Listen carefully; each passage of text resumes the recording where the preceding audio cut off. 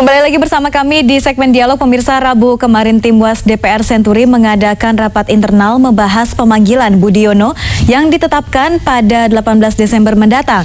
Pro kontra pun bermunculan seputar pemanggilan Wakil Presiden Budiono ini. Pemanggilan Budiono oleh tim UAS Senturi dianggap akan mengganggu penyelidikan lembaga penegak hukum. Sementara dalam undang-undang tertera, siapapun warga negara Indonesia yang dipanggil DPR untuk kepentingan rakyat wajib datang. Bila sudah begini, akankah kasus Senturi dapat terselesaikan?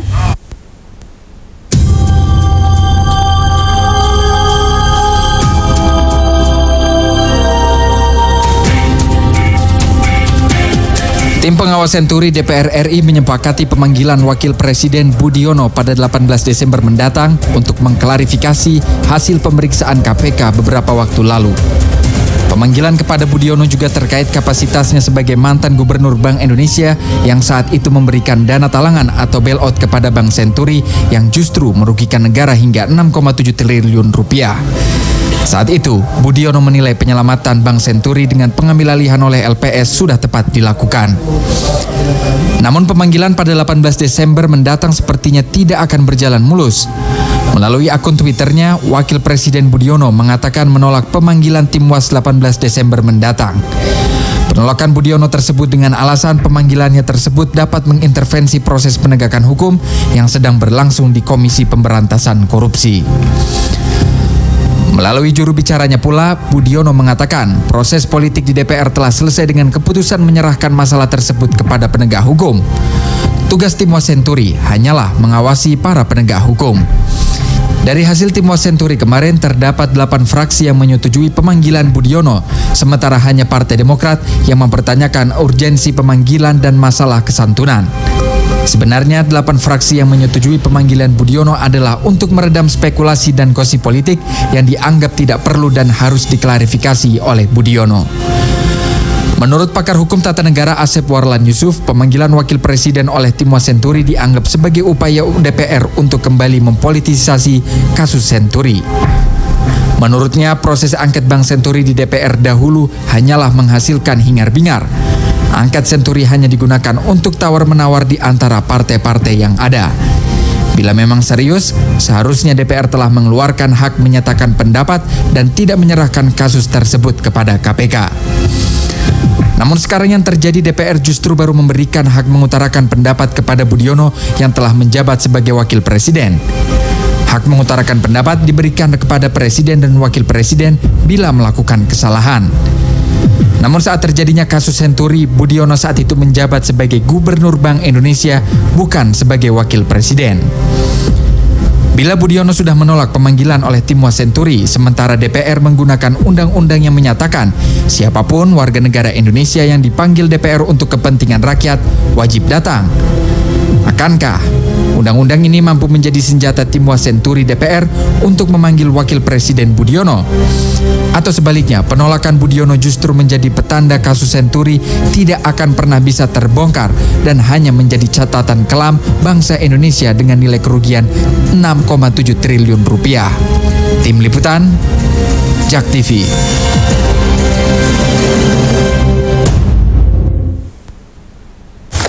Ya pemirsa, Wakil Presiden RI Budiono dikabarkan menolak panggilan tim pengawas Senturi DPR pada tanggal 18 Desember mendatang. Dan Budiono memang berencana tidak akan hadir dalam pemanggilan tersebut. Dan untuk apa sebetulnya Budiono dipanggil serta akhirnya pro kontra pun bermunculan. Mengapa demikian? Kita akan membahasnya bersama dengan Wakil Sekretaris Jenderal Wasekjen Partai Demokrat, Bu Andi Nurpati. Selamat malam, Bu Andi. Selamat malam. Dan juga anggota tim UAS Senturi dari fraksi PKS, Pak Indra. Selamat malam. Malam. Assalamualaikum. Waalaikumsalam. Pak Indra dulu nih, tim UAS memanggil Budiono sebetulnya untuk apa ini, Pak? Ya, pertama kita tahu ya DPR itu punya hak legislasi, budgeting dan pengawasan, dan tim UAS adalah organ dari DPR untuk menjalankan fungsi-fungsi tersebut. Nah, kalau kita lihat kemarin tanggal 23 November, Pak Budiono diperiksa oleh KPK dan lantas melakukan beberapa pernyataan di publik melalui konferensi pers. Inilah sebenarnya substansi yang ingin kita kejar. Jadi bukan materi pemeriksaan penyidikan dari KPK yang mau kita klarifikasi. harus luruskan dulu, tapi adalah pernyataan-pernyataan Pak Budiono ketika konferensi pers pasca pemeriksaan oleh KPK.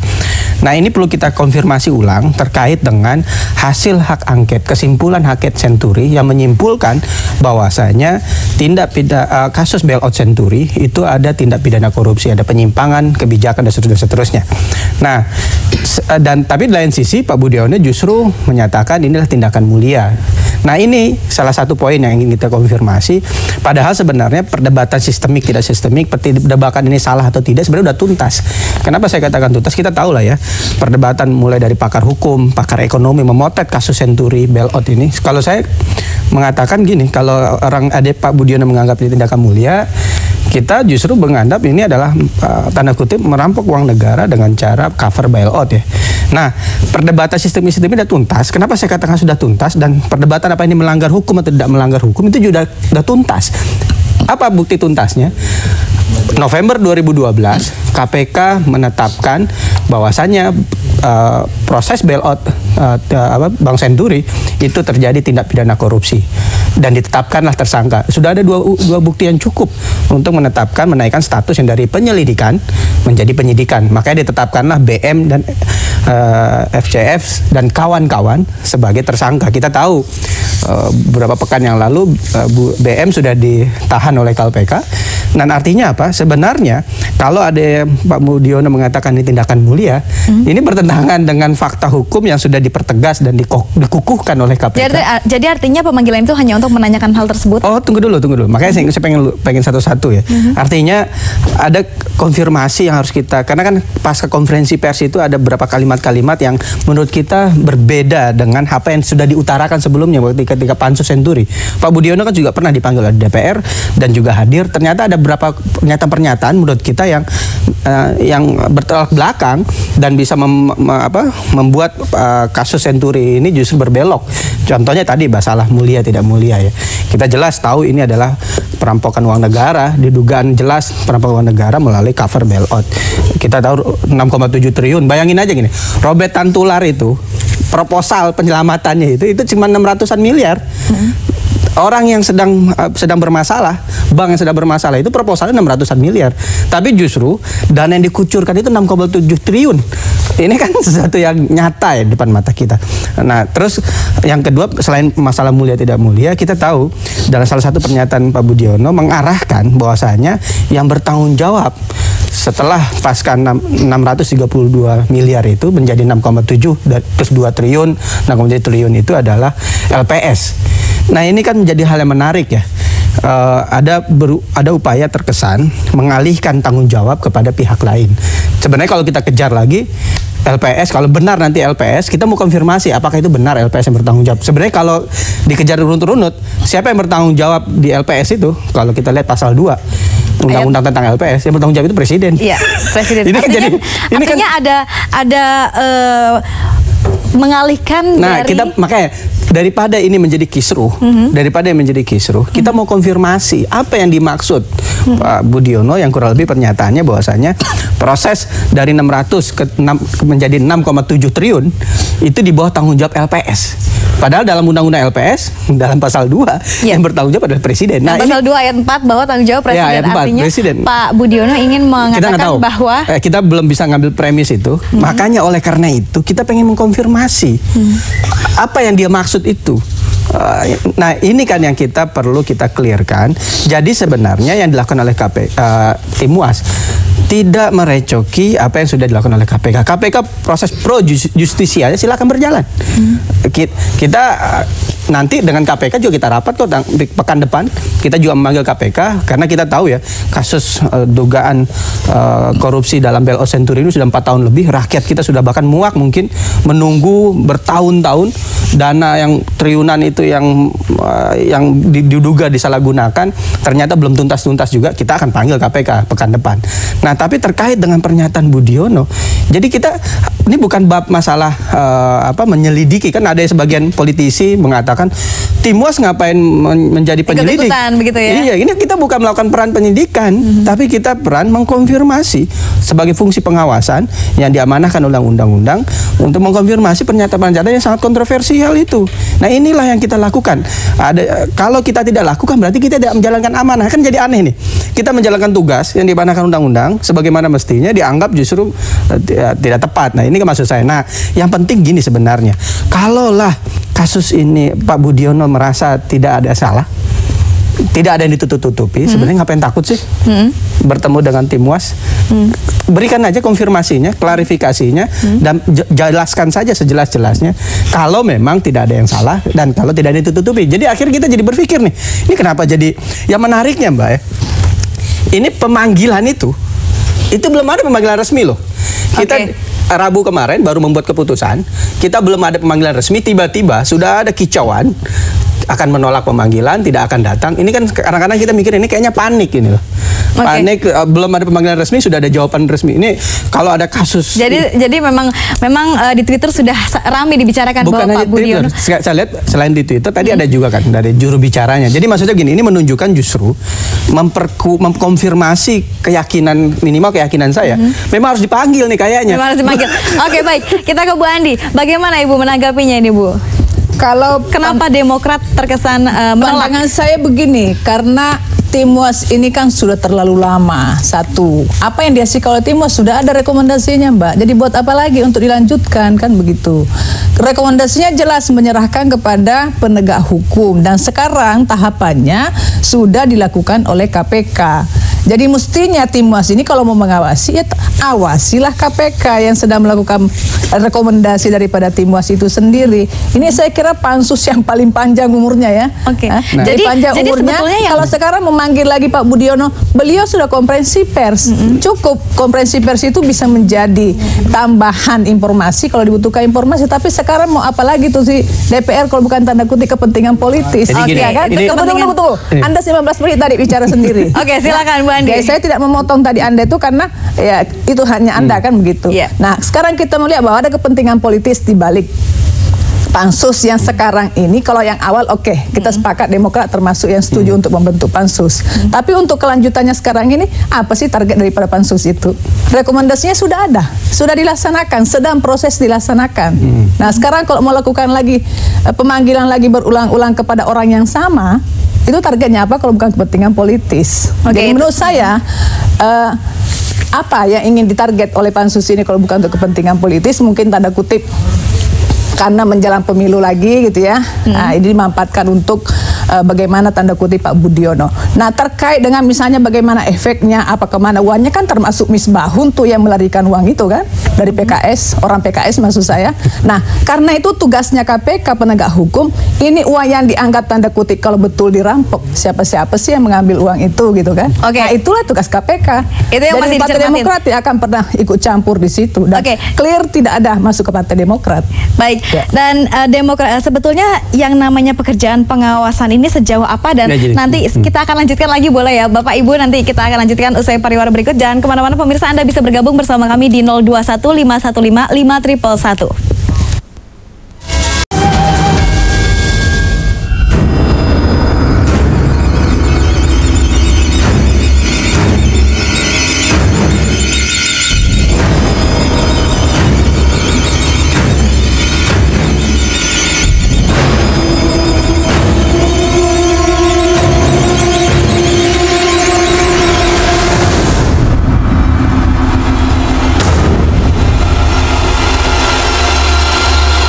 Pemirsa, meski tim pengawas Senturi DPR belum resmi memanggil Wakil Presiden Budiono, mantan Gubernur Bank Indonesia ini sudah menyatakan penolakannya melalui akun Twitter dan juru bicaranya untuk hadir pada rapat yang diselenggarakan tim Senturi DPR pada 18 Desember mendatang.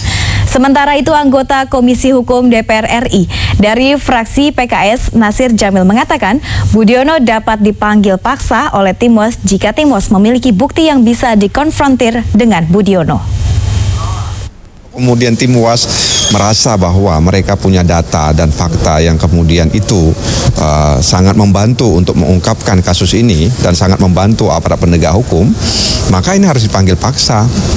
Ya, begitu. Jadi yang harus kita tanya dulu kepada Timbwas, mereka percaya diri nggak bahwa data dan fakta mereka ini sangat membantu KPK untuk bisa menyelesaikan kasus Senturi ini dalam waktu yang cepat atau membongkar siapa-siapa saja di samping Budi Mulya.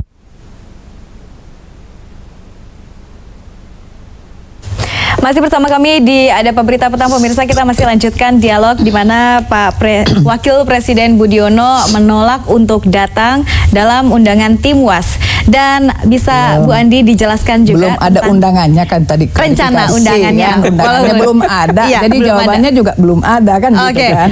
Baik, tapi tadi bisa dilihat menanggapi Viti yang baru saja kita perlihatkan bahwa bisa dikonfrontir. Ini bagaimana tanggapannya? Iya, sebetulnya kan konfrontir itu kan secara politis kalau di DPR ya.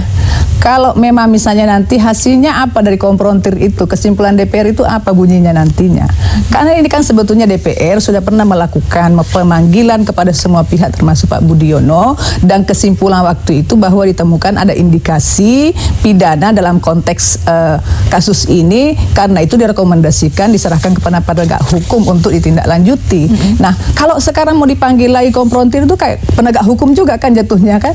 Tapi kan DPR nggak bisa memberikan vonis hukum, karena itu menurut saya lebih tepatnya sekarang lebih baik serahkan penuh kepada KPK untuk memproses lebih lanjut. Karena DPR juga sudah punya kesimpulan itu, punya rekomendasi itu ketika waktu itu sudah dilakukan namanya kalau nggak salah pansus ya, Ban Senturi ini untuk diproses. Jadi kesimpulan DPR itu sudah ada. Jadi sekarang mau menyimpulkan apa lagi? Kalau sudah manggil Pak Budiono, yang lain-lain juga kesimpulannya sama aja. Serahkan lagi kepada penegak hukum. Menurut saya buang waktu DPR deh. Lebih baik urus tuh undang-undang, masih banyak numpuk-numpuk belum diselesaikan. Gitu. Jadi seharusnya sebetulnya batasan untuk Timbwas Senturi ini sebetulnya pengawasannya sejauh apa? Kalau DPR harusnya kan memang sebetulnya kapanpun itu memang tugasnya melakukan pengawasan. Ya, yang perlu sekarang diawasi oleh DPR adalah KPK. Sejauh mana KPK melaksanakan rekomendasi DPR yang menyerahkan kepada KPK atau penegak hukum untuk memproses masalah Senturi ini. Jadi KPK-nya mesti diawasi nih sekarang, jalan apa enggak ini. Tapi menurut undang-undang juga berhak bahwa DPR bisa memanggil siapapun dalam itu kan sudah pernah dipanggil tersebut. Sudah pernah dipanggil pada kasus yang sama, yang bersangkutan sudah pernah dihadirkan, Ibu Sri Mulyani sudah pernah hadir, siapa lagi yang lain-lain semua sudah pernah dipanggil oleh DPR. Apakah ada batasan? Jadi tidak ada yang namanya mereka dipanggil, tidak. Bu? Ya? Apakah ada batasan hanya sekali boleh dipanggil? Enggak ada sih batasannya, tapi untuk apa lagi kan pertanyaannya, manfaatnya yang kita lihat. Saya mau tanya misalnya sekarang misalnya Timbwas, setelah beliau-beliau ini dipanggil semuanya, kesimpulannya apa?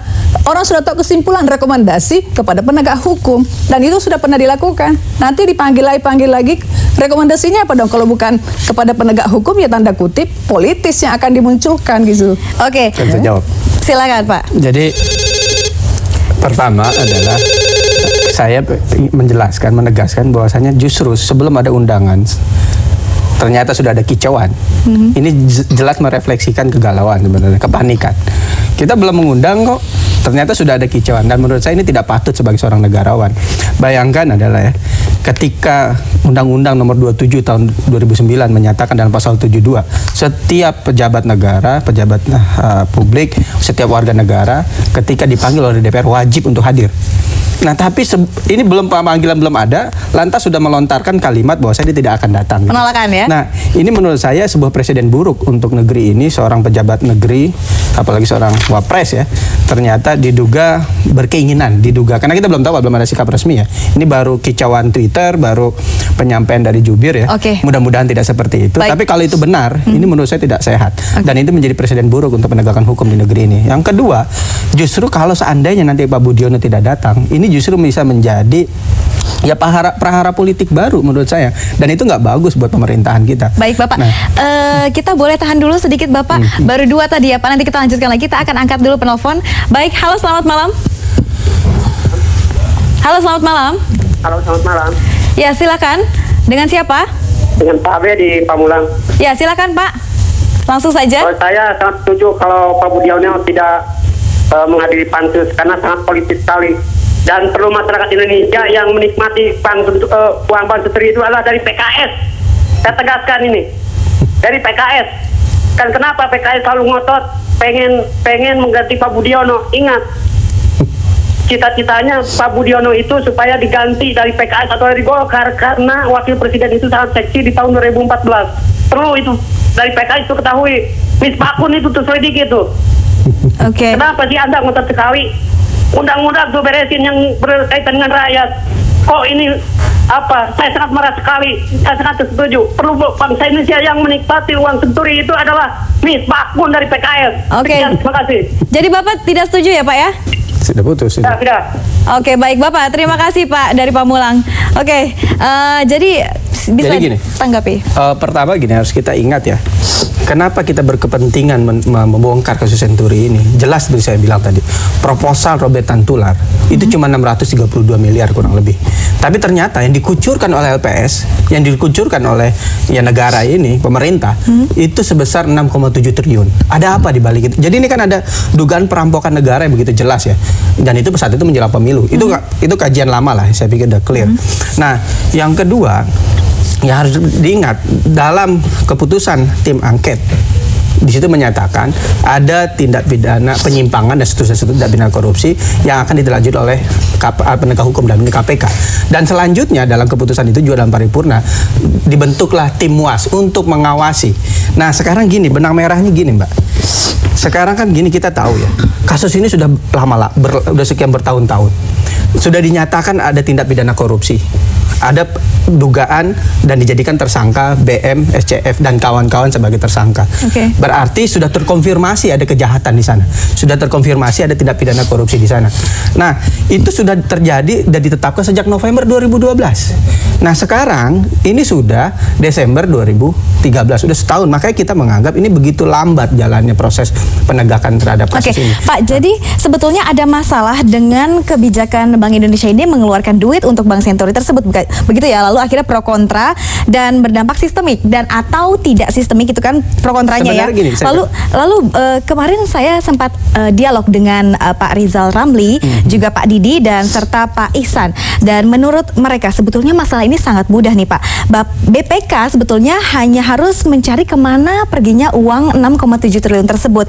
Nah, Pak Ihsan menyebutkan bahwa sekitar 2,554 ini masih ada dan ditempatkan di Bank Indonesia dengan ketentuan sekian, dan 231 penempatan di antar bank, lalu 80 masuk ke kas Bank Senturi dan sisanya lah 4,2 ini yang kemana? Sudahkah BPK memberikan auditnya kepada DPR? Laporkan auditnya. Hasil audit forensik BPK juga terang benderang. Ada tindak pidana korupsi, ada penyimpangan dan mengalir ke beberapa pihak. Itu sudah diserahkan kepada KPK. Nah, itu yang kenapa pekan depan kita memanggil KPK juga. Kenapa ini begitu lambat progres setelah BM dijadikan tersangka? Harusnya BM dijadikan anak tangga menuju mastermind.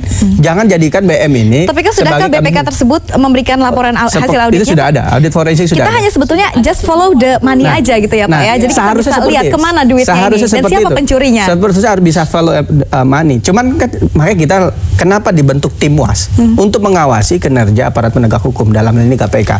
Nah, ketika kita melihat ini begitu lama progresnya, dari November 2012 sampai sekarang Desember, setelah dinyatakan tersangka dan dinyatakan ada tindak pidana korupsi, dan yang menjadi masalah adalah ketika Pak Budiono melakukan konferensi pers, menyampaikan beberapa penyampaian yang menurut kita perlu kita konfirmasi. Nah, itulah urgensinya, sehingga ketika ketika kita konfirmasi, ini bisa menjadi bahan untuk bisa mengawasi aparat penegak hukum. Bahwasanya umpama nih. Kalau saya sih melihatnya gini saya kan boleh motong juga dong ya. Kalau saya sih melihatnya gini, tadi kan saya setuju bahwa follow the money ya. Kemana arahnya nih uang-uang yang sudah diberikan ini oleh pemerintah. Itu yang memang mesti ditelusuri. Kalau saya melihat Timos bukan itu targetnya. Pokoknya gimana Pak Budiono, targetnya apa Bu? Targetnya adalah indikasinya bagaimana Pak Budiono dikejar dan ingin dikatakan bahwa beliau bersalah dalam memberikan kebijakan untuk memberi bailout kepada Bank Senturi. Tidak menyoal uangnya kemana sih sebetulnya itu gitu ya. Tapi saya masih penasaran juga bahwa sebetulnya apakah memang BPK sudah memberikan laporan? Apa laporannya Pak? Seingat saya laporan yang disampaikan oleh BPK pertama mengkonfirmasi ini ada kesalahan, mengkonfirmasi ada tindak pidana korupsi, dan juga mengkonfirmasi dana ini mengalir, bahkan kita tahu bahkan menyebut salah satu bagian dari keluarga Cikeas. Cuman kita tunggu. Kalau itu udah pernah diklarifikasi Pak itu. Ya, artinya memang dia nasabah di situ sudah lama sebelum bail out. Enggak, ini kan bicara BPK ya. Enggak, saya perlu klarifikasi dong. Ini kan audit BPK. Audit BPK. Ya kan yang mengaudit itu BPK. Silakan tanya kepada BPK. Itu yang menyatakan BPK. Betul. Nah, saya nggak bisa menjawab yang audit BPK kok, dan BPK yang menyatakan itu. Nah, kita menunggu tindak lanjut dari KPK supaya ini kasus ini sudah dinanti-nanti penuntasannya bisa selesai. Jangan sampai ini menjadi utang politik, utang hukum kita karena tidak tuntas-tuntas. Nah, terkait dengan proses yang lambat ini yang dijalani oleh KPK, dan ketika Pak Budiono melakukan konferensi pers mendalihkan, mendalihkan, KPK juga kita awasi. Besok kita panggil juga. Nah, ketika Pak Budiono menyatakan bahwa ini tindakan mulia, terus menyatakan ini yang tanggung jawabnya adalah LPS. Baik. Nah, ini yang kita mau konfirmasi supaya nanti ketika kita rapat dengan KPK, kita mengawasi jalannya penegakan hukum, kita punya bahan untuk mengkontrol itu. Baik Pak, KPK akan diawasi, nanti akan dipanggil juga. Apa yang akan ditanyakan? Oh, banyak hal, karena kan kita dengan KPK itu rutin. Hampir setiap bulan kita melakukan rapat dengan KPK. Nah, baik Pak Indra, Bu Andi, kita tahan dulu sebentar, kita harus break sesaat lagi dan kita akan lanjutkan di segmen berikutnya. Pemirsa jangan kemana-mana, Anda tetap bisa bergabung bersama kami di 021 515 5111.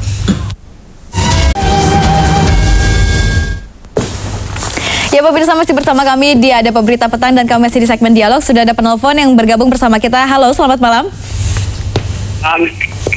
Selamat malam. Malam. Dengan siapa Pak? Dengan Muhammad Surya Pak. Silakan Bapak. Muhammad Surya. Ya, Pak Muhammad di mana? Di Tangerang. Silakan Pak, langsung saja. MPS. Ya Pak Muhammad, langsung saja Pak Muhammad. Timuas Senturi ya memanggil Budiono. Yang pertama kita harus ketahui, yang pertama kita harus ketahui, Bang Senturi itu kepunyaan siapa? Ya itu perlu kita kaji dulu. Kita tidak bicara masalah partai. PKS, Demokrat itu tidak dibicarakan. Yang perlu diketahui, Bang Senturi ini kepunyaan siapa? Itu perlu diketahui dulu. Nanti ditelusuri satu nanti tahu siapa dia dalangnya. Ya, itu dulu. Masalah pemerintahan kita ini kepala dilepas, ekor dipegang. Artinya negara Indonesia akan jadi negara tetangga asal kita ketahui. Yang perlu kita pikirkan, anak cucu kita nanti mau jadi apa? Nah, itu perlu kita pikirkan. Yang pertama, ekonomi sudah diambil kepada negara tetangga. Nah, negara Indonesia akan menjadi negara tetangga. Itu perlu dicatat. Kepala dilepas, ekor pegang. Oke, baik. Terima kasih Pak Muhammad di Tangerang. Ya, Pak Muhammad sudah bergabung. Silakan Bu Andi untuk menanggapinya. Ya, jadi saya kira kalau siapa pemilik banknya, siapa di situ pengurusnya, direktur sampai semua stafnya, saya kira DPR sudah punya data semua itu. Partai-partai juga saya pikir pasti mempelajari semua itu, karena itu memang tapi tidak semudah itu bagi KPK dengan cukup hanya mengetahui siapa pemilik ya, dengan cukup mengetahui siapa direkturnya ya. Misalnya Robert Tantular kan sudah jelas tuh, sudah ada diproses hukum oleh KPK juga misalnya begitu. Nah, saya mau konfirmasi tadi mengenai pertanyaan dari Tangerang bahwa saya kira semua partai Pak sepakat kalau untuk memperbaiki kondisi bangsa kita ke depan ini, saya kira kita semua sepakat untuk itu. Apabila ada penyimpangan-penyimpangan yang ditemukan, makanya tadi saya mendukung DPR kalau untuk melakukan pengawasan terhadap adanya penyimpangan. Dalam konteks ini juga Partai Demokrat termasuk mendukung pembentukan pansus waktu itu, dan juga memberikan kesimpulan yang sama-sama bahwa ini yang ditemukan ada indikasi pidana. Karena itu juga menyepakati bahwa rekomendasinya waktu itu menyerahkan kepada penegak hukum. Nah, bagi Partai Demokrat saat ini bahwa penjelasan Pak Budiono kepada DPR sudah cukup pada waktu itu, bahwa ada keterangan tambahan karena beliau konferensi pers setelah diperiksa KPK, itu kan bentuk transparansi Pak Budiono kepada publik setelah beliau diperiksa KPK memberikan penjelasan-penjelasan. Mungkin ketika beliau dipanggil oleh DPR diminta keterangan, tidak tergali seperti yang digali oleh KPK, sehingga penjelasannya pasti ada perbedaan-perbedaan. Karena itu saya melihat bahwa kalau sekarang ini beliau mau dipanggil lagi diminta keterangan kan mirip-mirip aja dengan keterangan yang sebelumnya kan. Kemudian kita melihat kemanfaatannya seperti apa. Kecuali DPR atau di Timuas ini punya kepentingan politis yang lain karena jelang pemilu misalnya. Ini kemudian contohnya seperti apa kepentingan politisnya? Kepentingan pemilu kan ya tadi kan ada yang bilang ada partai yang menginginkan posisi Budiono kan misalnya begitu untuk bisa digantikan. Itu juga kita dengar-dengar sih, walaupun saya nggak bisa mengatakan itu pasti, tapi banyak kita dengarkan bahwa memang ada yang mengincar posisi Pak Budiono sebagai wapres ya. Apalagi menjelang pemilu ini memang semakin panas itu kita dengarkan. Bahkan kemarin ada yang bilang kalau nggak salah mau impeach Pak Budiono juga. Ini memang tahun-tahun politik masalahnya nih yang dikejar oleh konteks pasti partai politik lainnya dalam rangka menghadapi pemilu legislatif ini. Kalau saya sih menyarankan kita sepakat serahkan kepada KPK ya monggo. KPK yang harus memproses lebih jauh, tinggal DPR mengawasi pelaksanaan penegakan hukumnya di KPK. Karena itu saya kira memang lebih baik kesimpulan DPR yang lalu itu aja yang ditindaklanjuti. Tapi di dalam Timuas ini adakah gabungan anggota dari fraksi Demokrat, Ibu? Ada, pasti ada. Artinya sudah setuju kan teman-teman yang di Demokrat ini? Teman-teman Demokrat kan kemarin sudah memberikan, kalau nggak salah memberikan pendapat tidak setuju kalau Pak Budiono untuk dipanggil lagi karena sudah pernah dipanggil. Oke, jadi dari tim fraksi Demokrat sendiri di anggota Timuas ini memang tidak setuju begitu ya? Tidak setuju. Tidak setuju. Karena sudah pernah dipanggil ya, bukan belum pernah Pak Budiono yang untuk diminta keterangan oleh DPR ya. DPR dalam konteks apapun namanya, mau Panja, mau Pansus, mau Timuas itu kan DPR labelnya kan. Bu Andi, Pak Budiono sempat mengatakan bahwa ada pengambilan alih bukanlah bailout. Benarkah? Kalau konteks itu kan saya tidak bisa jawab. Beliau sudah menjelaskan secara rinci, semua sudah mendengarkan. Demokrat tidak akan pernah terlalu jauh mencampuri secara teknis mengenai kebijakan bailout. Menurut Derajat Wibowo, Bang, itu kalau ingin diambil alih ada dua macam skema, yang satu bailout, yang satu pengambilan alih ya. Nah, Derajat Wibowo ini mengatakan, bertanya kenapa diambil alih begitu Bu. Lalu kenapa diambil alih? Dan Robert ini kan memang justru menginginkannya hanya pinjaman 1,3 triliun ya. Lalu kenapa tidak 1,3 yang diberikan, tapi kenapa Pak Budiono memberikan 6,7 dengan kucuran dana yang berkala begitu ya. Dan ini Timuas tahu tidak mengenai laporan BPK tersebut dengan rincian tadi saya sudah jelaskan. Jadi kita sangat paham itu, maka kita berkesimpulan bahwa saya ada tindak pidana korupsi. Hasil audit BPK pun mengkonfirmasi banyak hal. Lagi-lagi datanya sudah ada. Mungkin yang menarik ya, tadi seperti Mbak Ani menyatakan, apalagi sih kenapa tidak awasi KPK? Justru pernyataan Pak Budiono ketika kita dapat di Pansus, saat itu di Pansus, bukan di Timuas. Bapak kenapa tidak panggil BPK? Sudahkah Bapak panggil BPK? Sudah. Itu sudah clear bab itu. BPK sudah kita panggil, mereka sudah bikin sampai akhirnya forensik. Ketahuan 4,2 triliun itu jadi, kemana? Makanya seorang Robert Pantular pun bilang begini, saya cuma minta sekian, 1 miliaran, bahkan 630 miliar, ternyata dikasihnya 670 triliun. Ini kan orang pun bisa baca ya. 6,7 triliun. 6,7. 600 miliar permintaannya, 630, dan dikucurkannya 607 triliun. Nah, jadi justru disitulah menegaskan bahwasanya ada yang tidak beres. Nah, kita udah clear dari situ bahwasanya ada tindak pidana korupsi. KPK apa yang ada dalam KPK membuktikan adanya dijadikannya tersangka BM dan kawan-kawan. Nah, maksud kita adalah Pak Budiono waktu di Pansus menerangkan A, lantas contoh dulu bailout, sekarang menjadi beralih, pengambil alihan. Ini secara paradigma sesuatu yang sangat mendasar loh. Dulu bailout, sekarang dibilang mengambil alih. Kita sudah menjelaskan, mengkonfirmasi, menegaskan dan sudah dinyatakan oleh Arpan Agung ini adalah tindakan tindak pidana korupsi. Tapi Pak Budiono menyatakan tindakan mulia.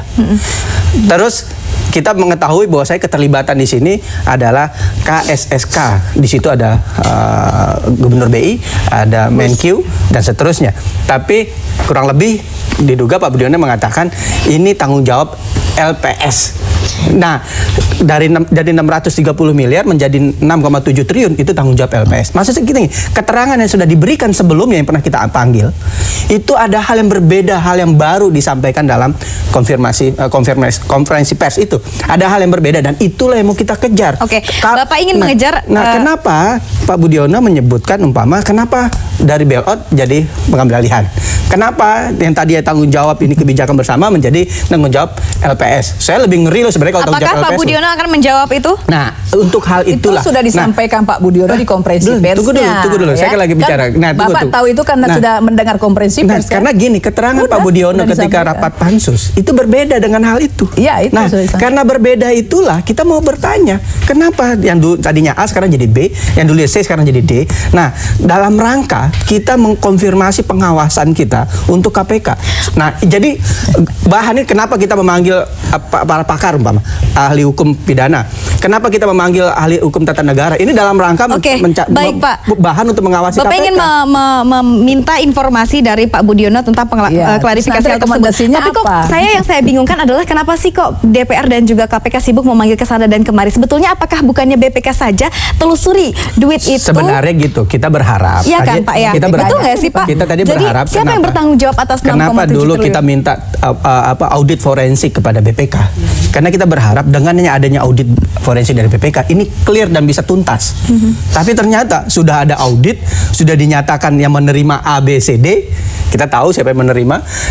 Dan kita sudah dinyatakan ini ada tindak pidana kesalahan. Karena kasus Bank Senturi ini kan antar perbankan. Sebetulnya siapa yang akan menerima dari bank ke bank itu kan bisa terlihat sebetulnya kan Pak ya. Dan kenapa itu sudah selesai sampai endingnya siapa?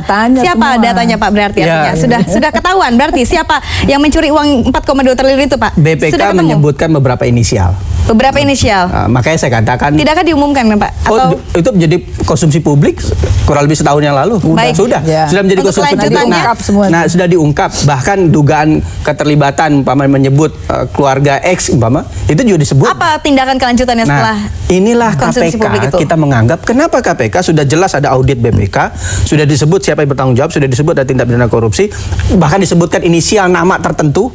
Tapi kenapa begitu lambat? Makanya kadang-kadang saya waktu dalam rapat dengan KPK beberapa waktu yang lalu saya bilang, kalau KPK serius, KPK tidak ada tekanan politik, seharusnya bisa tuntas. Tapi ini persoalannya ya patut diduga ada. Oke, baik, terima kasih Pak Indro dan juga Bu Andi atas kebersamaannya di JAK TV dan terima kasih sudah berbincang bersama kami mengenai Pak Budiono yang akan dipanggil walaupun belum ada surat. Paling harapan saya adalah mudah-mudahan karena ini belum resmi ya, ini baru kicauan via Twitter dan juru bicara.